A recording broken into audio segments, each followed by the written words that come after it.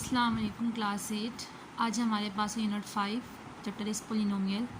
हम constant variable और literal last lecture में डिस्कस कर चुके हैं। आज जो हम डिस्कस करेंगे डेफिनेशन ऑफ पोलिनोमियल कि हमारे जो चैप्टर का नाम है which is polynomial. So now we explain the definition of polynomial and the definition of polynomial.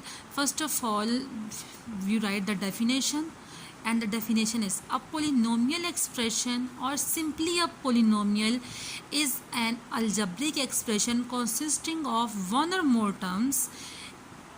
हमारे पास जो पोलिनोमियल एक्सप्रेशन होता है या फिर हम पोलिनोमियल को इज़ एन अलजेब्रिक एक्सप्रेशन, एक अलजेब्रिक एक्सप्रेशन भी होता है पोलिनोमियल जो कंसिस्ट होता है, मुश्तमिल होता है वन और मोर टर्म्स, एक या एक से ज़्यादा टर्म्स में। In each of the exponent of variable is zero. Exponent मतलब पावर, एक्सपोनेंट क्या होती है? पावर इज़ ज़ीरो इज़ और अ पॉजिटिव। जो पावर है, पावर हमारे पास हमेशा क्या होनी चाहिए? पॉजिटिव होनी चाहिए। ठीक है, पावर जो है वो हमेशा हमारे पास क्या होनी चाहिए? पॉजिटिव होनी चाहिए। पोलिनोमियल में अगर किसी वेरिएबल की पावर नेगेटिव आ जाती है तो वो क्या कहलाता है? पोलिनोमियल नहीं कहलाता, क्योंकि डेफिनेशन में है कि पावर हमेशा क्या हो? पॉजिटिव हो। पावर हमेशा क्या हो? पॉजिटिव हो। और पावर किसकी होगी? वेरिएबल की।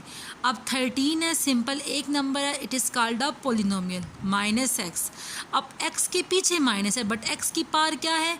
+1 है, then it is called a polynomial, क्योंकि मेरे पास एक्स की पावर क्या है? +1 है।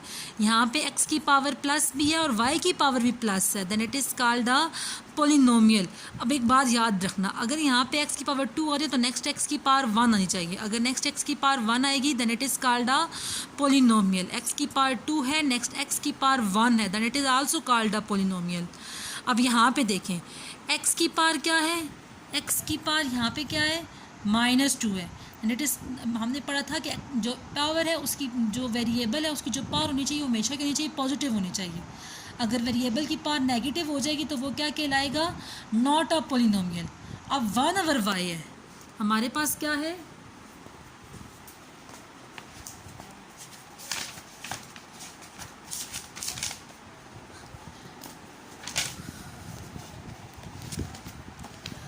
आसान से अगर मैं यहाँ पे आपको एक्सप्लेन करूँ, पोलिनोमियल एक्स की बात जब करते हैं तो जो पावर है वो क्या होनी चाहिए? पावर पॉजिटिव होनी चाहिए। ठीक है, पावर मस्ट बी पॉजिटिव। अब जैसे मैं एक्स की पावर अगर मैं -2 लिख रही हूँ, ये क्या होती है? पावर होती है, और ये क्या होती है? बेस होती है। अगर एक्स की पावर पे माइनस लिख रही हूँ तो इट्स मीन नॉट पोलिनोमियल। अगर मैं लिख रही हूँ एक्स की पावर +2, इट्स पोलिनोमियल। क्यों? क्योंकि पावर हमेशा क्या होनी चाहिए? पॉजिटिव होनी चाहिए। एक तो ये हो गया कि अगर पावर नेगेटिव होगी, फॉर एग्जांपल अगर ऐसे आ जाता है 1 ओवर वाई। अब देखो वाई नीचे क्या है? पॉजिटिव है, जब वाई ऊपर जाएगा तो क्या बन जाएगा? -1। जहाँ पे कोई पावर नहीं थी, जैसे फॉर एग्जांपल वाई है, जहाँ पे कोई पावर नहीं होती वहाँ पे पावर क्या होगी? 1 होगी। ठीक है, तो +1, पहले नीचे क्या थी? +1, इसको थोड़ा सॉल्व करेंगे, वाई ऊपर जाएगा तो क्या हो जाएगा? माइनस हो जाएगा, then it is called a not polynomial. ये क्या कहलाएगा? पोलिनोमियल नहीं कहलाएगा। ठीक है, ये बात समझ आई? या फॉर्म ऐसे होगी तो नॉट अ पोलिनोमियल, इस तरह से होगी तो वो पोलिनोमियल, क्योंकि पावर हमेशा के नीचे पॉजिटिव। सेम वाई की पावर अगर -1 होगी तो नॉट पोलिनोमियल, और वाई की पावर अगर +1 होगी तो वो क्या कहलाएगा?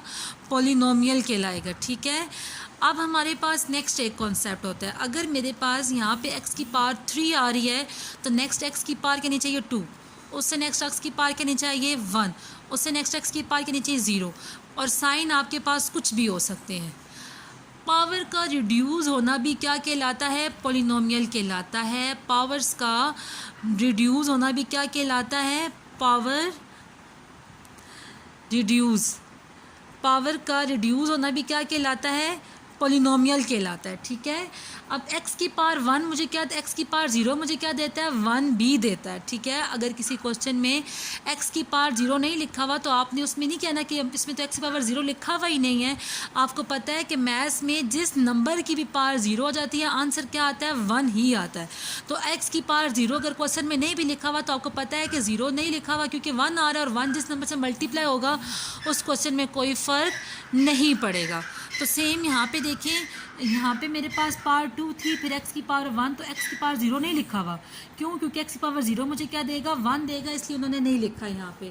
नेक्स्ट यहाँ पे पावर नेगेटिव है तो इट्स मीन ये क्या है, नॉट पोलिनोमियल। यहाँ पे भी पावर नेगेटिव है, इट्स मीन ये क्या है, नॉट पोलिनोमियल। यहाँ पे x पॉजिटिव तो है बट y नेगेटिव, y नीचे है, डिनोमिनेटर में जो भी वैल्यू होगी वो ऊपर जाके क्या बन जाती है, नेगेटिव बन जाती है। डिनोमिनेटर में जो भी वैल्यू होगी वो ऊपर जाके क्या बन जाएगी, नेगेटिव बन जाएगी।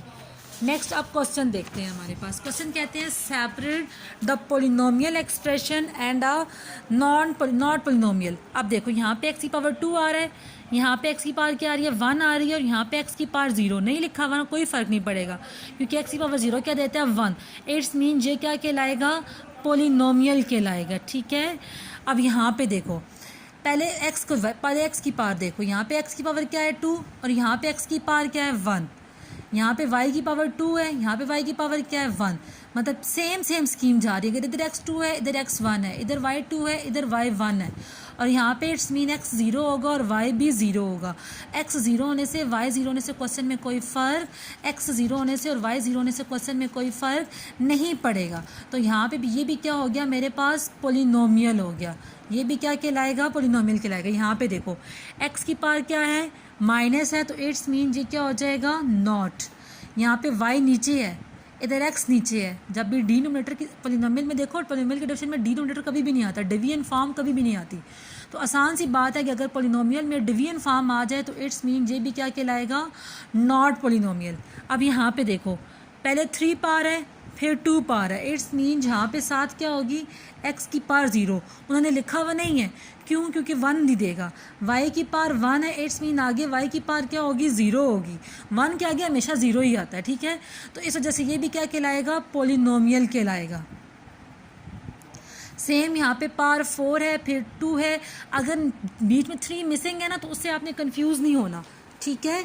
अगर यहाँ पे मेरे पास x4 आ रहा है, x2 आ रहा है, फिर 5x आ रहा है, फिर +1 बेट, ये टर्म है। अगर आपको पता है कि x4 है, x4 के बाद x3 आएगा, x3 के बाद x2 आएगा, फिर x आएगा, और फिर 1/2 x0। यहाँ पे प्लस का साइन है, अभी भी प्लस का साइन है, अभी भी प्लस का साइन है, अभी भी प्लस का साइन है। x के साथ मेरे पास क्या है, 5, x के साथ कुछ भी नहीं है, और यहाँ पे x³ इसमें नहीं है ना, तो मैं यहाँ पे 0 लगा दूँगी। 0x³ लगाने से क्या होगा, ये टर्म क्या हो जाएगी, 0। तो हमारे क्वेश्चन में कोई फ़र्क नहीं पड़ेगा। अगर मेरे पास फॉर एग्जांपल कोई वेरिएबल क्वेश्चन में नहीं आता, अगर कोई क्वेश्चन में वेरिएबल नहीं आता तो आप उसको इस तरह से करके लिख सकते हो कि 0 के साथ हम लगा कर तो लिख सकते हैं ना। 4 के बाद आपको पता है कि 3 आना चाहिए, लेकिन क्वेश्चन में 3 आ रहा हो तो आप कह दो कि नॉट अ पोलिनोमियल। नो, हमारे पास जो टर्म नहीं आती पोलिनोमियल में, हम उसको ऐसे करके लिख सकते हैं कि हम चाहते हैं कि इसमें x³ है, बट वो जो टर्म है वो 0 होगी यहाँ पे। और अगर 1/2 हो जाता है ना तो तब हमारे पास ये पोलिनोमियल होगा। जस्ट हमारा जो मेन फोकस है कि y मतलब कोई वेरिएबल डिवीजन में ना आए।